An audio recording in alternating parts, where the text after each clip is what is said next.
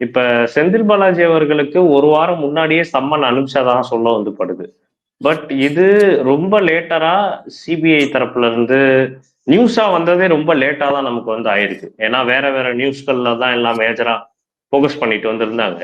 இப்ப நீங்க சொல்ற அடிப்படையில வந்து பார்த்தா 100க்கும் அதிகமான சாட்சிகளை வந்து விசாரிச்சிருக்காங்க சிபிஐல. ஏன் அது எதுவுமே பெருசா நியூஸே வந்து ஆகல சார்? விஜய் மட்டும் போறாரு, விஜய் மட்டும் சிபிஐ விசாரிக்கிறது மாதிரியே ஒரு நியூஸ் தொடர்ந்து வைரல் ஆயிட்டு வந்துச்சு சார். இதை நம்ம எப்படி எடுத்துக்கிறது? அப்படி பார்க்க போனீங்கன்னா அந்த அஜய் ரஸ்தோகி ஜட்ஜி வந்தாரு, 2 ஐபிஎஸ் காரங்க வந்தாங்க.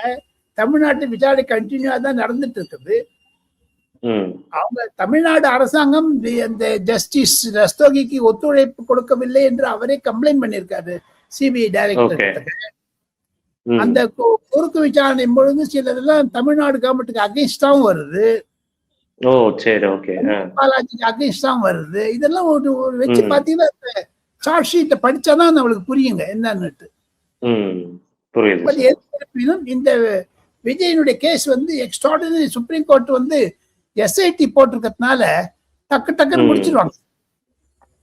தேர்தல் முடிவு வருகிறதோ இல்லையோ மே மாதம் 4ஆம் தேதிக்கு முன்னாடி இதுல இருந்து விஜய்க்கு அந்த ஒரு ரிலீவ், அவர் என்ன நீதி கேட்டாரோ அந்த என்ன சுப்ரீம் கோர்ட்டுடைய ரூலிங்லேயே சொல்லியிருக்காங்க, go to the bottom of the truth ன்னு கேட்டிருக்காங்க. அந்த உண்மையை கண்டுபிடிக்கிறது பார்ப்பாங்க.